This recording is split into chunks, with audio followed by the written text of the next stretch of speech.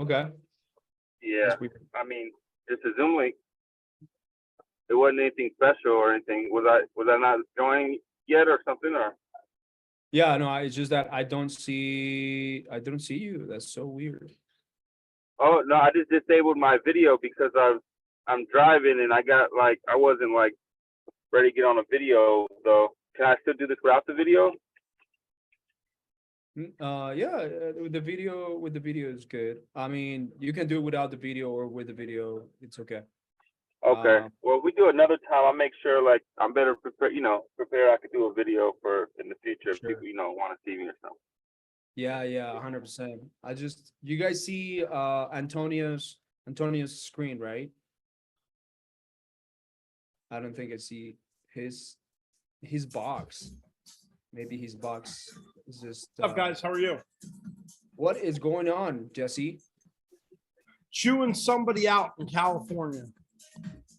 Yeah, No, I just ripped into this lender's ass and tore him a new one. So, you got a party there or something or what? oh no, I had some music on in the background. Hang on, I'll kill that. There we go.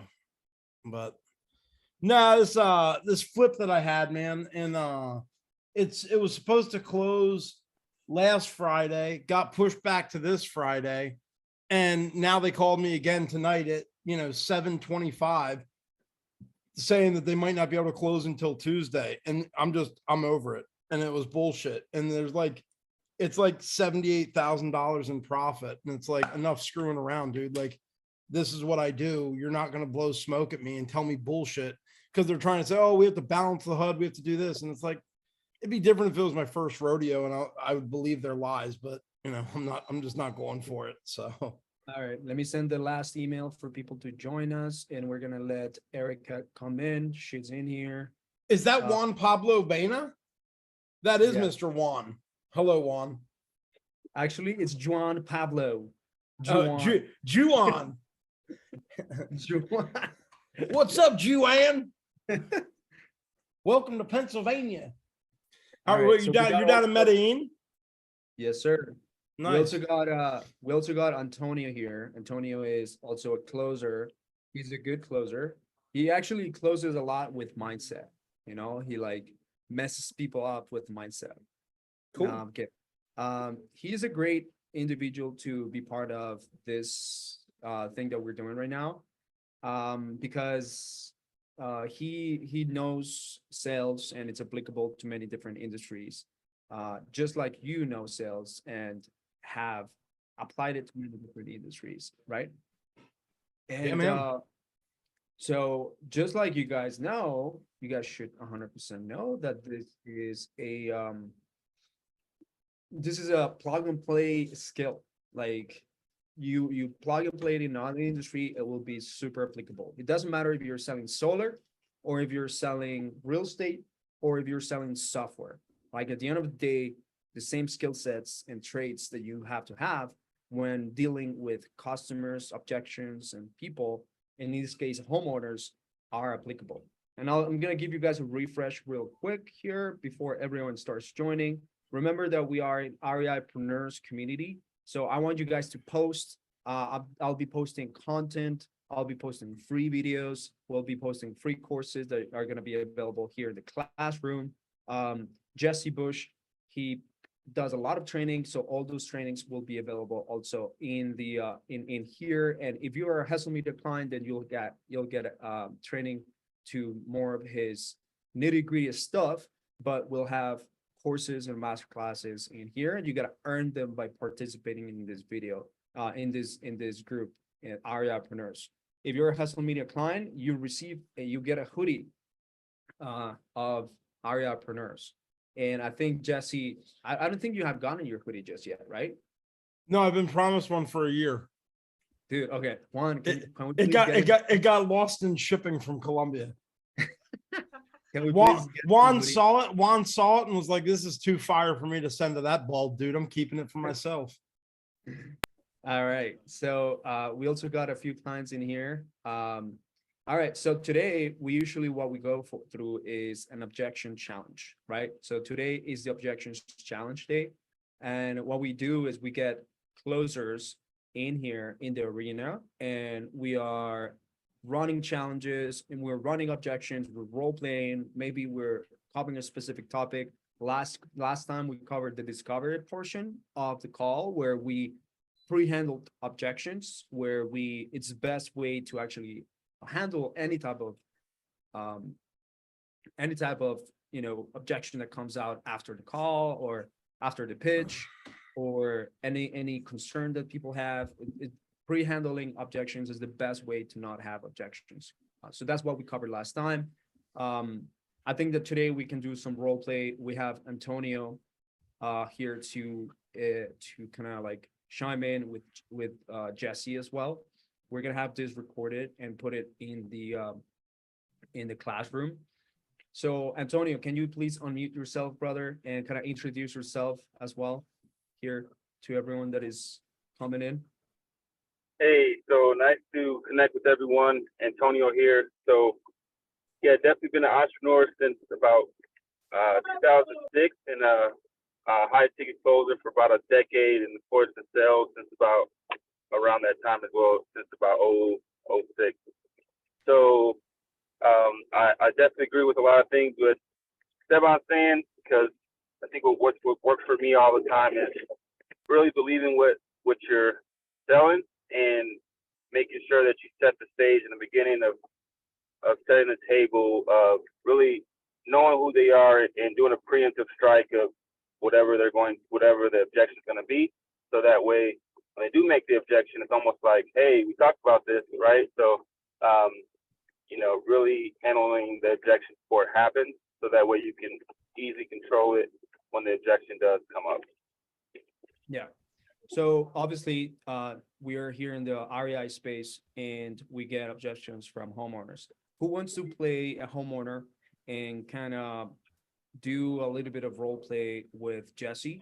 Maybe we can start with someone that is already in here. Maybe Eli that is in here, or Jim that is in here, or even Antonio can start where we pre-framing call, where we see a bunch of different concerns from homeowners that we get a lot, and we want to role play this. We want to see how Jesse actually handles it, and I also want to see how Jesse would give an objection to Antonio, and even though he's not in the industry, how he would actually handle an objection, not knowing anything much about the industry like you guys that are experts in the industry, and just knowing sales. Like, it'll be interesting to know someone that just comes in with sales experience.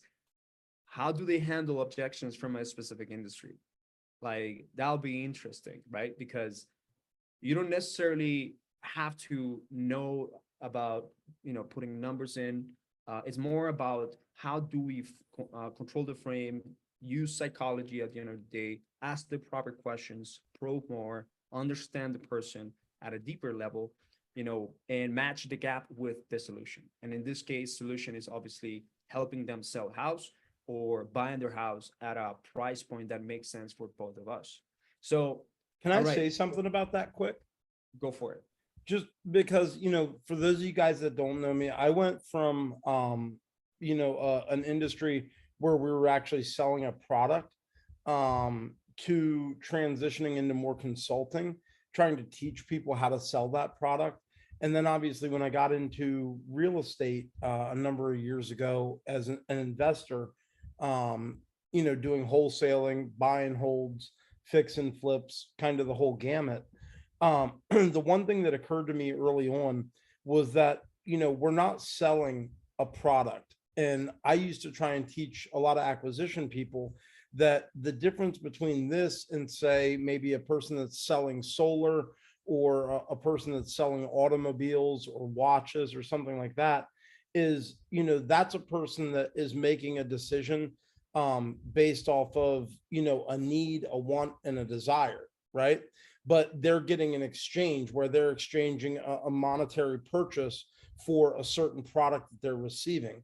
Whereas in this, I used to always try and tell people, and I'll keep it super quick, that you don't have to look at yourself like you're a salesperson with this. And I only say that because sometimes when people think of selling, they think, oh, I'm not nearly as good as Juan, or I'm not as smooth as what Esteban is when he talks to people. Whereas the important thing to remember in the real estate space is that you're not a salesperson, you're a problem solver, right? Because they're coming to you because of either a financial problem, a personal issue, a distress situation, and whether it's them trying to solve a problem that maybe they're behind on their taxes, or they're struggling financially or something like that, or maybe they're going through a divorce, maybe it's an inheritance issue, maybe it's like what we were talking about 2 weeks ago with Eli, where the woman wanted to move to the islands and she was just kind of done dealing with the property. Whatever it is, when we approach it with the mindset of how can I be of service to this person, it's still very much selling. It's no different than if somebody goes into a Lamborghini dealership to buy a vehicle. You're there to be of service, to facilitate that transaction. We're doing the exact same thing, just with usually a product that's a much larger asset for what a lot of these people are looking at. So when we approach it from that mindset of what can I do to be of service to this customer? What can I do to make this transaction as smooth as possible and the easiest thing that they could imagine? Then they're going to automatically be much more receptive to what we're saying. And they're going to be more open to any types of discussions that we're going to have, because they're not going to be looking at it like you're just there to try and lowball me on this house and make a bunch of money and rip me off. They're going to be looking at it like, wow, Esteban's a guy, he really has a lot of empathy. He understands where I'm coming from. He knows my struggle. He understands my situation. And then as soon as you can get that level of rapport with them, you take it away from you being a salesman to all of a sudden you're the hero, right? And if you want to be a champ in this business, you can't present yourself like a chump. So you have to try and make sure that you're setting yourself up to be their saving grace. You're the one that's going to answer their problems. You're the one that's going to provide the solutions. You're the one that's going to solve why they've been having sleepless nights. And if we can keep that mindset the whole time that we're talking to these folks, they're much more open to having a more meaningful, fruitful conversation where there's more honest dialogue and they're willing to disclose more of what's really going on. Yes, sir. All right. So that's a good positioning about what we should be able to do it. Because at the end of the day, we're selling a transformation, them being in such trouble to them stop being in trouble. So I love the analogy that Jesse does and how it applies to different industries. So how are we going to start this objection handling? Who wants to role play here? Do Eli, do you want to be part of the challenge, or you want to be challenged? Or Yeah, you want to challenge? Yeah, give me a minute though, because I'm trying to work this lady. I'm trying to get this lady on the phone right now. No problem. All right. So, Antonio. Yeah, I can be, you could throw me in the fire. So maybe what you're saying first is give me some objections, and as if I'm the, Jess can give me some objections as if I'm the closer, without Sure. even really know much. And then, I still only have about 10, 15 minutes. So I want to be able to give as much value as I can. So, there's no, like, if me without knowing the knowledge, we can still see where we can go. And you said Antonio, you used to sell Porsches. No. I never sold Porsche. I just said I've been in high ticket sales for Okay. quite some time, and then I've just been an entrepreneur for many years as well. Fair enough. All right, I'm good with that. Okay, it doesn't matter what I'm there to buy. It doesn't matter what you're there to sell. A very common objection that I think we hear a lot is, I'm the customer, so to speak, and we've gotten down to the end of the end of the transaction. You've given me your pitch. Unfortunately, it was just me. The spouse was nowhere around, and I let it rear its nasty, ugly head on you. And I say, well, honestly, Antonio, I'm sold.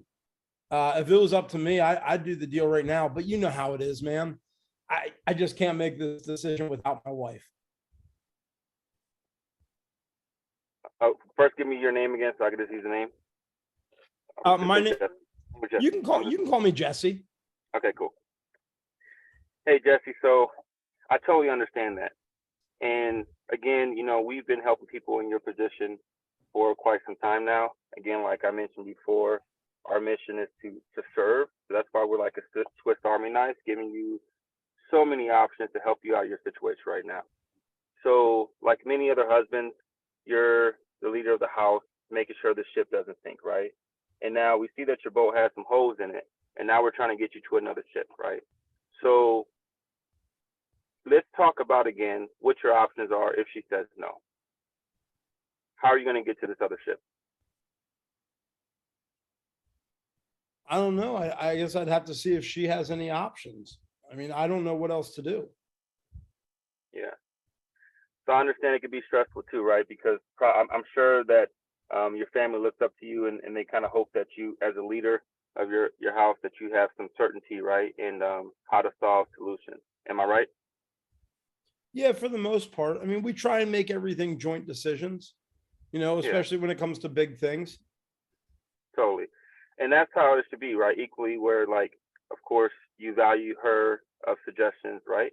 But I'm sure that decisive leaders are always great, right? When you see the option. So my thought is this: um, can you go and give me a little bit of recap again about what's going to happen if this doesn't work out for you, and if we can't make something work to you, right? Um, what do you think some of your consequences are, right? Do you think you can continue to stay in your house a couple more months and drag this on? Like, do you have anywhere else? Like, what's the next move? So maybe we can give you some other options that may work for you. Well, I mean, that's the whole issue is, we already put the deposit down on this new house that we're buying. But unfortunately, with the economy and everything else where it is, the bank said that, they're just not willing to give us the loan until we sell this place. And unfortunately, the person that was supposed to be buying it, we thought it was sold. The realtor told us it was sold. They put their money down on it. And then, like I told you, 2 weeks before we were at the closing table, suddenly they said they couldn't approve their loan, and now we're back to square one. But the builder is saying that if we don't close on the date that we have to buy this house, which is like almost 4 weeks away now, they're saying if we can't close by then we could lose our deposit, and then we're out $45,000. So now, if we don't work this out today, right? I look at it as we'll solve a solution between us, and I look at it as she'll be happy that you saved the day. The other alternative is that if we don't work out a deal, do you agree that the walls are closing as far as the other option? Can we Oh, agree on for that? sure. Yeah, I mean, it definitely feels that way. Yeah. So, and that's just how the market is right now. And that's why we exist, because we saw that like the little guy needs help, right? You have the big companies that are coming, buying out the houses and giving, only giving you little limited options. You have contractors doing everything you just said. And of course, you also have the bank saying that, you need to sell before they can move on. So it leaves you very stranded. So that's why we have a lot of options to give you enough solutions. So we want to make it work. And, this is what we're able to do is save families, to give you another option, to have that third option. So what I just don't want is, because, we don't have time on our hands, that in this closing window, when the walls are closing, you wait to see if she gets on board. You have to kind of explain to her. And if she does say no, and even though you know that it is the right decision, when the wall is closed, you guys are out of 45K, and then you're in the hole, right? Versus her being thankful with gratitude that you made the right decision, right? Do you believe if you move forward today that you would have made the right decision and she would celebrate you? I think she'd probably be a little upset that, I agreed to it without running anything by her. But, Sure. But do you think she would forgive you if it worked out and thank you that you saved the day? I hope so. Otherwise, I guess I'd be moving to the new house by myself. Yeah, so it looks like if this doesn't work, you may be moving to the new house by yourself, right? But if or with her. But I feel like if it works either way, um, if it doesn't work and you don't make the deal, and she knew, I feel like you had this on the table and you explained it, like, man, I should have made that decision. How do you think she'll feel about that? That you didn't pull the trigger? I don't know. I think she would probably, I don't know. We've never Okay, done anything like this without each other. At yeah, least not in the last, 18 years. 18. I was gonna ask you how long you guys been married. So in the 18 years, right? I'm sure you made some things that she was a little scowl on her face about, right? Did she forgive you though? She made me pay for it. She made me pay for it. When I bought Okay. my Rolex without asking her, she definitely made some purchases that I didn't appreciate.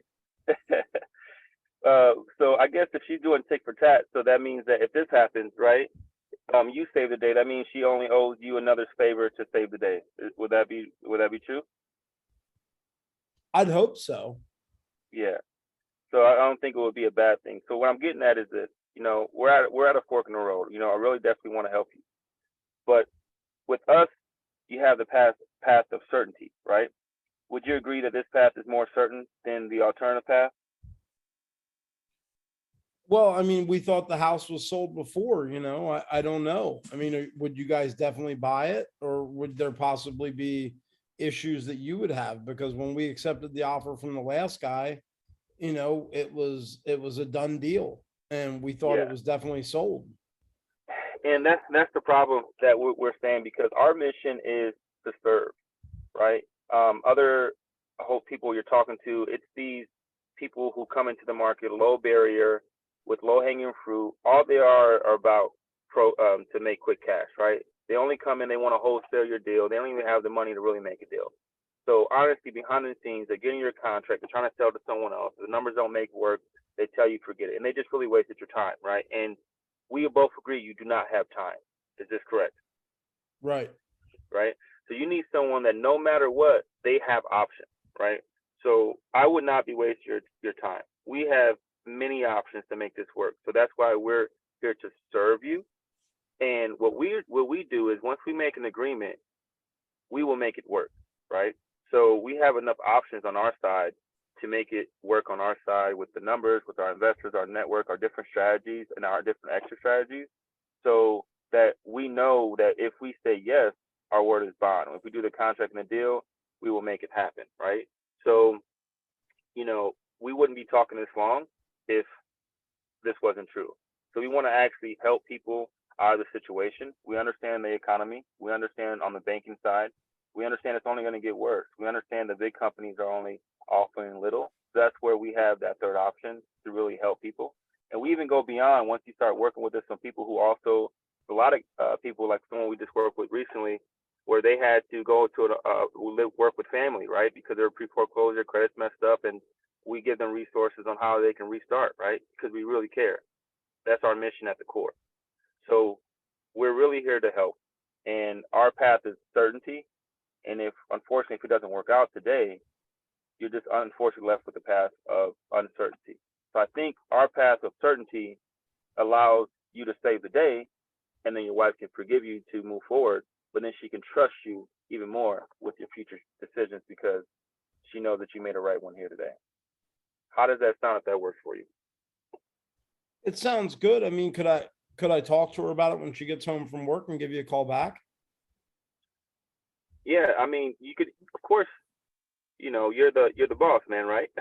I'm just saying that we have a limited capacity of what the deals we're making, right? So when we're eyeing on deals, we're looking to move forward, right? So we have a few calls a day. So right now, my word is like really wanting to get this deal done now. So that's my word now. Now, let's say we talk. I have some other calls coming up, and if we talk and we have a deal and we delay, yeah, I could probably make this deal work again when it makes more sense, maybe next week, in 2 weeks. But I know you don't have that time, right? So I want to help you now, and this deal is to work now. And the second thing is, I'm really on the path of certainty again. That's the thing. So it's not certain that you guys will will even call me back. It's not certain that, your wife will say yes. So now I don't want to do a disservice in someone else who's ready to be helped and they're certain, tell them no because I'm waiting on an unsure, right? So this deal is now, and I really want to be able to help you. So what would you need from me? So Like for us to do a deal, what do I have to do? So all you have to do is, on this Zoom, I'm going to share the contract. We can go over the contract right now, and we can, close the deal. That way you're comfortable. Any edits, anything you need to know, we can make some changes, and we can move forward now in full transparency. Okay. And what if she comes home and she's really upset about it and is like, absolutely not, you can't do that? So of course, that's the internal, matters, right? But I would give you, just like if I was a brother, right? And you were coming and say, hey man, my wife's, tripping and or saying this, I feel like this. I would give you the brotherly advice, right? Saying, yeah, man, I know you got the heat right now, right? But the house is burning. You have to save them, right? It's like the house is burning right now. You're coming in, grabbing her and the kids, trying to put her over your shoulder, saying, we have to go because the logic of the situation. The house is burning. Is this true? Right. You're trying to save your family. Is this true? Yeah. Well, I mean, Now we're worst case scenario, we're not dying. I mean, worst case scenario is we couldn't buy the house and I mean, Yeah, of course it's an analogy, but the analogy is the fire in the house, right? So yeah, that could be a little extreme, but it's still a situation of that's your worst case scenario. You're trying to, your house is burning in the way of this opportunity. You said that you have to move on this house and we're stuck. We're talking about the 45,000, right? That's a burning situation, right? That is a fire that you're trying to put out. Is this true? Right. Okay. So I'm saying in this analogy, you're trying to put her over your shoulder, but her emotions, since she's uncertain and it's a lot, she's overwhelmed. She's saying, no, no, no, no, right? But at this time, I would tell you as a brother, hey man, pull her over your shoulder because right now the house is burning. If you allow this to happen off of emotion over logic, then the house is going to burn and this deal is going to burn, right? And it's going to be 45, right?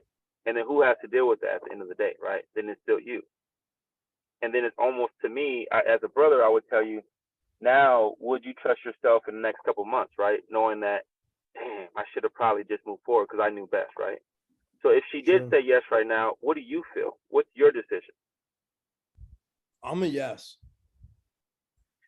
So I think this is the fork in the road, man, because since you know it's a yes, and we understand that since she probably doesn't know all the details, or she doesn't maybe, are we willing to risk the time in between her getting her finalization and also in the time of her saying no, of actually missing out on this opportunity? That's the real question here. And that's not what I want for you. So, I would love to just pull up this contract and share my screen. Is that okay with you? Does that mean that do I have to agree to it? Well, I'm not here to pressure you. I'm just here to serve. So, the only thing I'm doing right now is trying to nudge you in the right direction of knowing that this is the path of certainty and knowing that this is the path that's going to get her to say, I'm thankful that you did that. Because the outcome, we agree that the outcome that you want, that this will provide you, she wants as well. Is this true? Yeah. Yeah, I would agree with that. So if we do this deal right now, you save the day, you have the same outcome that she wants. Yeah, I mean, I think we're both on the same page, so yeah. I mean, yeah, I would say, yeah, let's see what the contract says. Okay, cool. I'm pulling it up right now. All right. Can you see my screen? I see it. All right, cool. And then you just go through the agreement with them. Yeah, and I don't know what the agreement would be, right? So it's like I don't know where to go. I get it. I get it. That was great. All right. I'll drop a fire emoji in the chat if you guys thought that even though Antonio doesn't know much about the industry as all of you guys here, he handled it like with class. Drop a fire in the chat if you guys feel like that was pretty good. Jesse, what do you think? I thought it was great. To be honest with you, the one thing that I thought was funny was some of the things that he would say are the same things that I would say in another industry completely. And the same things that carry over into this. You talk about trust, respect. I always go to like hey, how long have you guys been married? Wow, that's a long time. Obviously you wouldn't have been married that long without a few things. I'm sure you guys trust each other, right? And I'm sure you respect each other and each other's decisions, those types of things. And it's the same things that Antonio was hitting on. He was isolating the objection really well, and he was isolating it so that he was taking it from a joint decision to a unilateral decision that I would be the one making. And he was framing it around the benefits of my family, the benefits of my relationship, the benefits of my marriage, and creating that sense of urgency. I also thought it was really good how he tied it in to, when I said what I have to do it right now, he handled it perfect with, look, unfortunately, it's not one of those things where you have to make a decision here and now by any means, but I'm a busy guy. I have a lot of calls to make.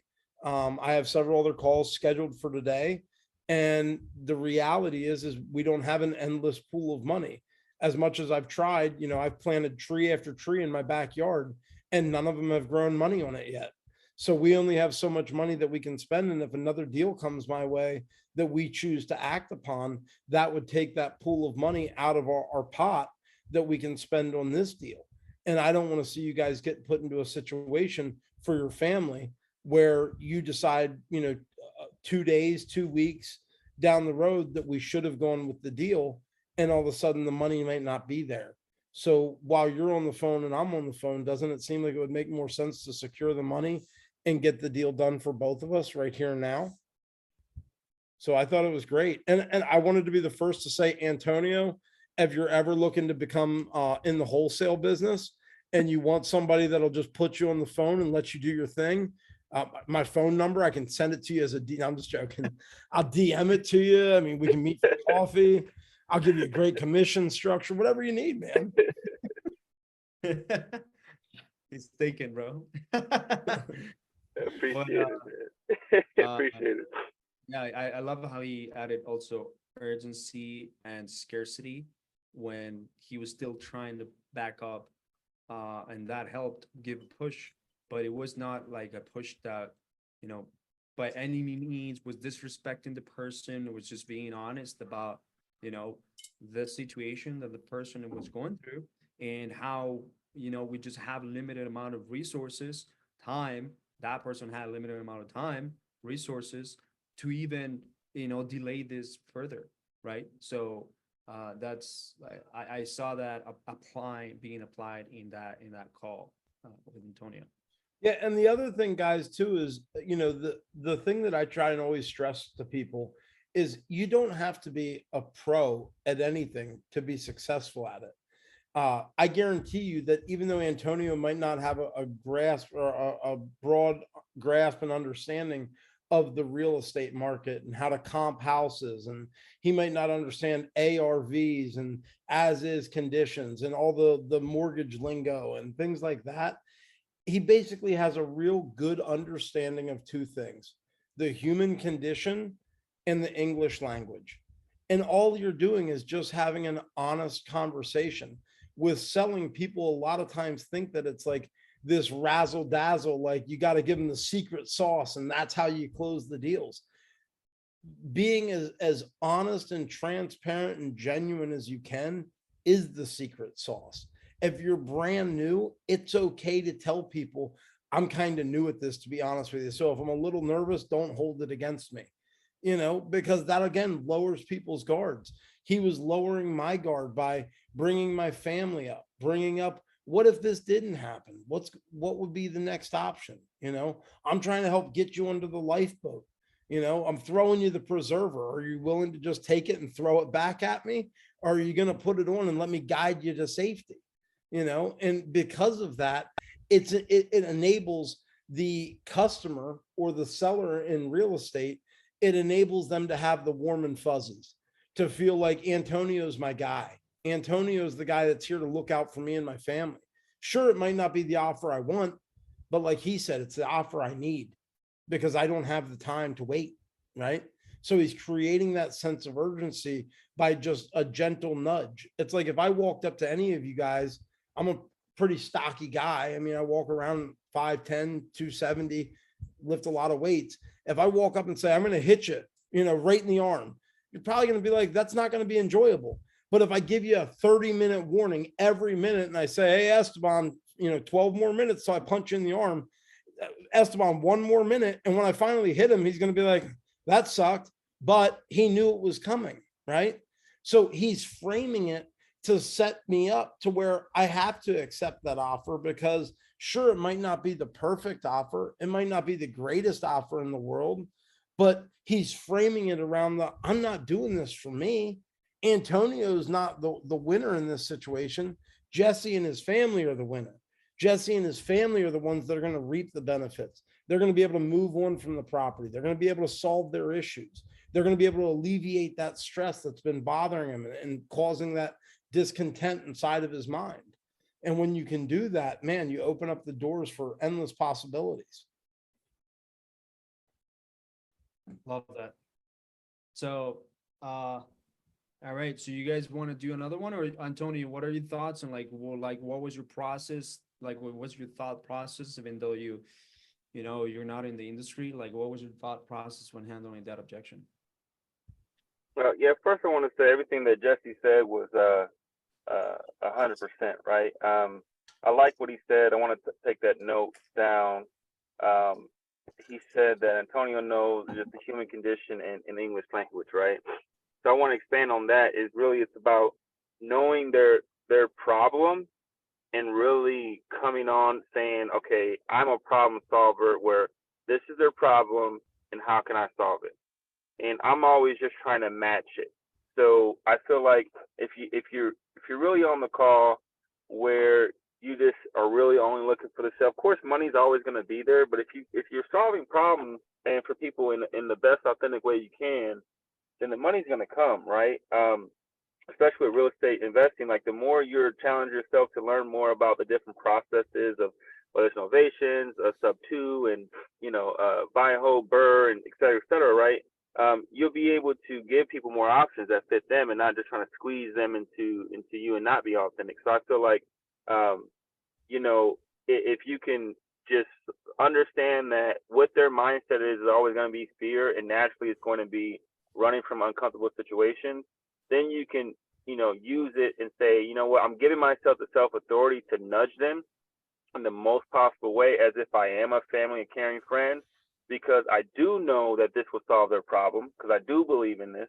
So now I can go further with confidence and keep serving and nudging and overcoming objections in an authentic way versus feeling like disingenuous and then coming off feeling like you're not confident because you feel like you're doing something wrong, because you feel like you're being a pushy salesman because you're really trying to like back in the corner and be like, aha, I got you, right? But long as you're doing it in an authentic way, you're like, no, you need this tough conversation, bro, or you need this tough conversation, sis, right? I'm really trying to help you. You have a problem. I have a solution. These are my solutions, and now let me walk you over the finish line, right? I'm gonna walk your hand over the finish line. And it's really just about matching their problem with a solution and understanding the condition of the mind is through fear. Understand everything is mental, and then giving them the right language that speaks their language on how they understand it, so you can walk them through and understand their body language, understand how they're feeling, and giving them empathy that they're gonna be stressed, they're gonna be uncertain, but constantly giving them the certainty that it's a better path with you than without you. So, let's stay on the phone with you with the path of certainty. So I definitely feel that everything, definitely support everything you were saying, because that's spot on. And with that being said, also just not that it matters, but in the other industry I was in, for those of you guys that don't know me, I sold vacuum cleaners, Kirby vacuums, right? Door to door, straight commission, started when I was 18, worked my way up from there. But very true fact, when I became a consultant for them, I was first a national consultant and then an international consultant. I sold product and I ran trainings in 9 other countries, right? 7 of those other countries didn't speak English. So when I say he understood the human condition and how to speak English, I meant for me, but in reality, you don't even have to know how to speak English to be able to understand the human condition. Because something I learned from that was that people have the same, like I sold a lot of product in Russia. I was over there for a few months at a time. And something that was mind blowing to me was that over there, moms and dads didn't want their kids. When we vacuum like their couch and their sofa, whatever they call them in Russia, I'd have a translator there with me, and we'd pull the dirt out and show them this is what we got out and blah blah blah. They would have the exact same reaction as somebody in Washington D.C. or in Los Angeles, California, or in Tempe, Arizona. It didn't matter, right? The human condition is the human condition, like he just said. And sometimes those problems, they don't even realize they exist, right? It's up to us to identify and find those problems. And sometimes we have to make a mountain out of a molehill, right? I've had deals in real estate space where a person is literally 20 days late on their mortgage and they call me panicked. Like in their mind, they're ready to lose the house. At any day, the sheriff could show up and just put them out and they're homeless. And because they're 20 days late on the mortgage, they feel such a sense of urgency of, look, I've never been late on a mortgage payment and I'm already, 20 days late and I just don't know how I'm going to do it. And I just need a solution. I've had other people where it's like, oh yeah, we get foreclosed on in like 3 days. If we sell it, we sell it. If we don't, we don't, So sometimes it's on us to try and identify, even if it's a small problem, and then exploit that and create a grander image. Because really all we're doing is Antonio's an artist, right? And what I mean by that is Antonio's painting a picture for me. And he's using me as the muse in my life and my problems and all of that as the muse for him to paint the scene of what the perfect outcome is. So as he's going through and having that conversation with me and finding out what my pain points are and what my objectives are and what my timeline is and what's the perfect, the ideal outcome for me and my family, all he's doing is he's mentally taking notes to continue to craft his picture or his painting, so that at the end, when he turns it around, it's, oh my gosh, how could I not say yes to this? He painted the ideal scenario for me. And every conversation could be a different ideal scenario. Sometimes it might be, hey, we're able to put together a sub 2 hybrid deal. Sometimes it might be, we're able to put together a seller finance deal. Sometimes it might be a cash offer. Sometimes it might be a novation. Sometimes it might be turning it over for a real estate listing through a realtor. But we don't know that until we have that call with the person. So on that same token, it's like the one thing that Antonio never did was he never made prejudgments about anything that I was saying. All he did was when I would give him feedback or an answer to one of his questions, he would just tweak his painting a little bit so that he continued to paint the ideal outcome for me in my scenario, if that makes sense to you guys. And it doesn't matter what you're selling. If I was to jump into selling Hessel services to new clients, I would be doing the exact same thing. I'd be finding out what type of marketing strategies have they been using? How have the results been on that? Are they looking to grow and try and increase those results? Are they getting adequate training? Are they getting the proper support? What can I do to be of service to them? What can I do to paint the ideal picture for that specific client to be able to meet and satisfy their needs? If I was selling senior living to somebody, I'd be talking about, the comfort and the quality of care and how good we can do for mom and dad. And, that the last phase of their life should be the most enjoyable. And we're going to provide, a fruitful meaning of life, even if it's only, 6 months or 6 years that the person has left on earth. If I was selling grave sites to somebody, I'd be selling the idea of, You want to be able to have a great memorial for your family. You want to be able to come to a nice place where you can spend time and feel that your loved one's at peace and they're resting peacefully and they died with dignity. It doesn't matter what it is. The human condition is the human condition. And that's what we're trying to discover through our calls, through the leads that come in, and through our day-to-day interactions with anybody. He's going forward with empathy, right? He's going forward with understanding, with kindness. He's not judging me. He's not like, oh man, you did a deal with Open Door and they backed out. Dummy. You know what I mean? He's, oh man, that's such a bummer. I hear that a lot in this industry. And what was he saying? That's what separates us from the competition. See, we're not like those other guys. When we make an agreement, it's my word. Our word is bond. We're going to make sure that we deliver on all of your expectations. So he's setting me up to get rid of the bad thoughts and be willing and open to receiving the good new energy that he's putting out. Yeah, this was pretty great, guys. If you guys like this, we only handled one objection, which was literally the spouse. And I would have personally handled it in a different way. I would have probably asked, okay, gotcha. Totally understandable. I also would want to get my opinion from my spouse. What do you feel she's gonna say?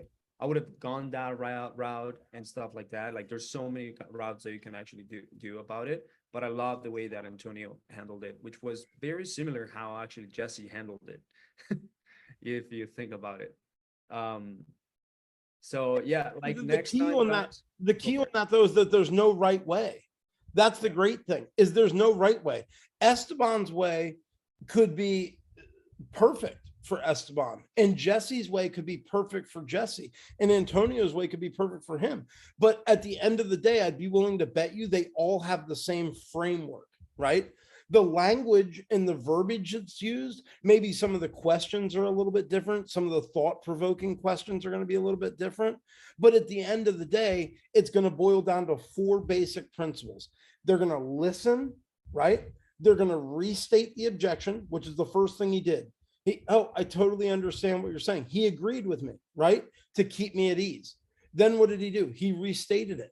So the only thing stopping you from going forward is that you feel like maybe you'd want to discuss it with your spouse. Totally understandable. But then he started to isolate it. So it's like we've talked about before, how you do LRIO, listen, restate, isolate, then overcome, right? That's all. It's always the exact same process. The words can change, the body language, the tone, the tenor of your conversation. Sure, those can all vary, but we're all handling it the exact same way. And it doesn't matter what objection it is. Yeah. And some people even do like, for example, okay, God, aside from you having to speak with your spouse and getting full agreement with them, if that was the only thing missing, then we would be moving forward today about selling your house because you're all into the process. Yes. Okay, perfect. So now we're handling this objection because like the rest of the things they already have said yes. Right. And now we're understanding like where that objection comes from. That's one way that I would do it. Well, I've been learning from different people, but that's the way I would have done it. You know what I mean? I think what was the key that you said, Jesse? El Rio. Listen, restate, isolate, and overcome. There you go. Are you Brazilian or something, or El Rio de Janeiro? I'm not, but I do one heck of a mean dance. Get me at Carnival, buddy, and I'm going to shake this ass. This guy. Put me down in Medellin. I'll show you what I'm about. All right, guys. So next time, please bring in some objections and maybe like some challenge to Jesse. I wanna see Jesse like more, like I want someone to beat Jesse to actually like beat him up. Beat me down. Beat me down. There you go. Yeah, man, Antonio, that was great. Thank you for joining here. If you guys have a closer in your team, or you guys feel like you guys want more practice in your role playing, next time come in and we'll role play together with Jesse and even Antonio and so on. And I think it will be really, really fun. Yeah, absolutely. And guys, the other thing I was going to say is listen, and I'm not trying to take Esteban's thunder because I'm sure you talk about it, but that is what the Facebook group is for. If throughout the week you're getting objections that you feel like you're having trouble handling, please, please, please, I'm at your service. You know what I mean? Like, whether you realize it or not, Esteban and I have talked extensively to where he's like, look, I want you to be part of the Facebook group as, you know, not like a moderator, but a contributor, to where if somebody has an issue, whether it's you, a dispo question, a dispo solution, an acquisition problem, an acquisition team training question, anything like that. Maybe you don't have the ability, maybe you have a 9-to-5 job and you're doing real estate investing part-time, or you're making calls in the evening and you get an objection from, you know, well, I've got 5 other offers. Why should I go with yours? Put it into the Facebook group so that way I can give you a live answer. I usually try and respond within 20 to 30 minutes. If I see the notification, I try and get on it right away. So I can give you a live answer right then and there, but then we can actually discuss it in depth on the next objection challenge, where I can say, hey guys, over the last 2 weeks, these are the 3 objections that we kind of covered online a little bit. Let me give you some live interaction on how I would handle that. Maybe I could even pull up one of my leads that I know has given me a similar objection, and I call them back live while we're on air. And you guys hear how I actually go through my process of, you know, my 6-step selling process, things like that. We're here for you, but it's just like a life raft, like what he was saying when Antonio was talking. All we can do is throw it to you. You got to be willing to put it on, because sometimes in real estate investing, we can feel like we're on an island, because sometimes some of us, or some of you guys might be like doing this solo, or, you know, as a part-time thing, something like that. Just because you're alone, just because you're on your own does not mean that you're alone. You have a whole team of people. Just today, I had 2 of the CSMs reach out to me. These are client objections that I'm getting on this lead. How could this woman handle this? It's a single family home. The person wants a little bit too much money. It's possibly convertible to a 2-unit. How would you address that? And right away, I fire back an answer. You know, so we're here to help you guys, but you got to be willing to ask for it, because as good looking and as dead sexy as I am, the one thing I'm not is a mind reader. I don't know what your problems are throughout your day-to-day interactions unless you put it out there into the world, and let others with maybe some more experience, maybe just some different insight, try and weigh in and see if they can share some value that can be a benefit to you. Yeah, and we can even in the call, in the Wednesday calls, you can even, why don't you try calling those sellers and you act as a manager or as a partner? Yeah. That'll- Yeah, I've told the group a bunch of times, if you guys have leads you want me to call, drop them into the chat privately. I'm happy to make some calls for people. All I charge is an 85% acquisition fee, and you get to do all. No, I'm just joking. But no, I'm happy to help, man. I'm happy to help. To me, it's listen, I'm not a greedy person like that. I have a pretty thriving business of wholesaling and fix and flipping. You know, I'm certainly not struggling financially by any means. So if you know, the way that I got to where I am in life is from other people being willing to give me not a hand up or a hand out, but actually a hand up is what I meant to say. You know, at different points in my life, I had people that were willing to say, hey, step aside, Junior, let me help you with this. You know, let me show you how to better handle an objection. Let me, you know, teach you how to have a little bit more empathy with when you're talking to people. And because of that, I've made millions of dollars in the sales business, you know, in buying and selling different things.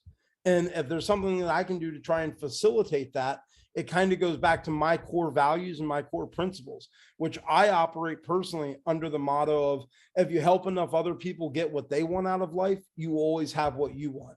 And it's done well by me for the last 22 years. So anything that I can do to be of help to you guys, by all means, reach out to me on social media. Facebook Messenger is usually the best, but I would ask that you put it into the Facebook group. You know, or you can, I don't really put out a lot of content, but I'm always down to help. And Esteban's encouraging me to start putting out content. Yeah, we can do collaborative content. So it's good, man. Like we'll get some clips out of these things. I think that'll be pretty cool. Next time, Antonio, you gotta show your face, so you'll be part of the clips. Yeah, we're tired of seeing your modeling shot. Definitely. Next time. I'm gonna get my makeup all done up and everything. I'll look extra pretty if I'm gonna know we're making content. Yeah, just for transfer. Steph hit me on the what's it called? The huddle on Slack and was like, "You want to do something crazy in 10 minutes?" I'm running out the door. And I'm like, "Yeah, what is it?" He told me. I was like, "Yeah, I'll jump on." So I'm sitting here driving, and I'm, just got a lot of stuff other happening. But definitely, this was fun. Glad I was able to be of service, and definitely open to some more. And next time, definitely I'll turn the camera on. Yes, sir. All right. See you Thank guys. Have All a good right, one. see ya. Have a great night. Go out and crush it. You too. All right. Bye-bye. See ya.